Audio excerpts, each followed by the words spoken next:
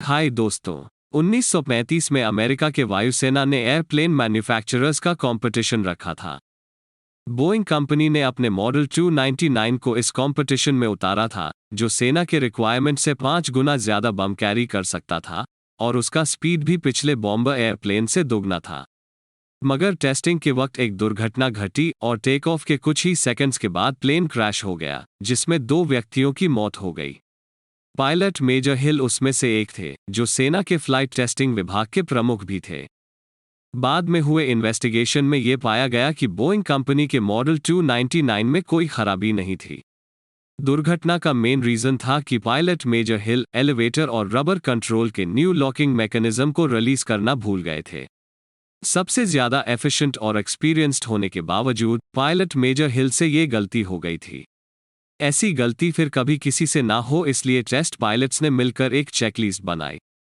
Take off के वक्त, plane उड़ते वक्त, लैंडिंग के वक्त और टैक्सीइंग के वक्त क्या करना चाहिए, इसकी सूची ही चेकलिस्ट थी। इस सिंपल अप्रोच के कारण model 299 without any accident 18 lakh मील हवा में उड़ सका। सेना ने फिर बोइंग कंपनी को लगभग 13,000 एयरक्राफ्ट्स की ऑर्डर दी और इसके कारण दूसरे महायुद्ध में अमेरिका को बहुत फायदा हुआ। अपनी बुक द चेकलिस्ट मैनिफेस्टो में डॉक्टर अतुल गवादे कहते हैं कि हमारे फेलियर के 2 मेन रीजंस हो सकते हैं। एक है इग्नोरेंस और दूसरा इनेप्टिट्यूड। इग्नोरेंस के कारण फेल होना मतलब ये मानना कि कई सारी चीज़ों की हमें नॉलेज ही नहीं है। प्लेन कैसे उड़ता है, इमारतें कैसी बनाई जाती है या सर्जरी कैसे करते हैं, ये मालूम न होना इग्नोरेंस है, जो आज के ज़माने में नामुमकिन है। तो इसलिए फेलियर का एक ही रीज़न बचता है, इनेप्टिट्यूड। मतलब नॉलेज तो होता है मगर उसे सही तरीके से अप्लाई नहीं किया जाता, और इसे सुधारने का एक तरीका है चेकलिस्ट, जिसे मॉडल 299 के लिए अपनाया गया था।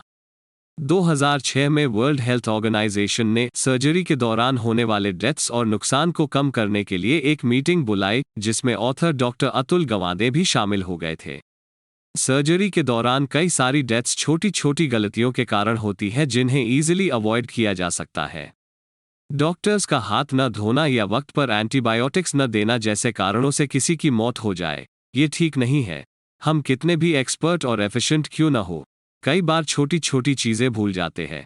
इसके सल्यूशन के लिए ऑथर ने 2 इंडस्ट्रीज को बारीकी से समझा, एविएशन इंडस्ट्री और कंस्ट्रक्शन इंडस्ट्री। दोनों में फेलियर रेट लगभग ना के बराबर है। इनके सक्सेस के पीछे एक मेन रीज़न है चेकलिस्ट। इन 2 इंडस्ट्रीज में बहुत होशियार और एक्सपीरियंस्ड लोग काम करते हैं, फिर भी वो केवल अपनी मेमोरी पर भरोसा ना करके चेकलिस्ट फॉलो करते हैं। जिन हॉस्पिटल्स ने चेकलिस्ट फॉलो की, वहां डेथ रेट 47% से कम हो गया। आज कई सारे सक्सेसफुल लोग और ऑर्गेनाइजेशंस चेकलिस्ट फॉलो करते हैं। हम भी इसे फॉलो करके हमारे जीवन में पॉजिटिव चेंज ला सकते हैं। चेकलिस्ट कैसी होनी चाहिए, ये भी इंपॉर्टेंट है।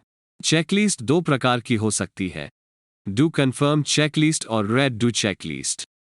कोई ईमेल भेजने से जस्ट पहले चेक करना कि उसमें सारे पॉइंट्स कवर हो गए हैं, कोई स्पेलिंग मिस्टेक नहीं है और सारे बेनिफिशियरीज ऐड हो गए हैं। ये आता है डू कन्फर्म चेकलिस्ट में, जिसमें पहले टास्क किया जाता है और फिर उसे चेक करते हैं। रीड डू चेकलिस्ट कोई रेसिपी पढ़ के केक बनाने जैसा है, जिसमें हर इंपॉर्टेंट स्टेप को पहले चेक करके फिर टास्क कंप्लीट किया जाता है। चेकलिस्ट बनाते समय यह ध्यान रखना होगा कि वो ज़्यादा लंबी ना हो और एक पेज पर फिट हो जाए। उसका टेक्स्ट और भाषा भी आसान होनी चाहिए। और सबसे इंपॉर्टेंट बात, वो सिर्फ टिक मार्क एक्टिविटी ना हो, उसे सिंसियरली इम्प्लीमेंट करना होगा।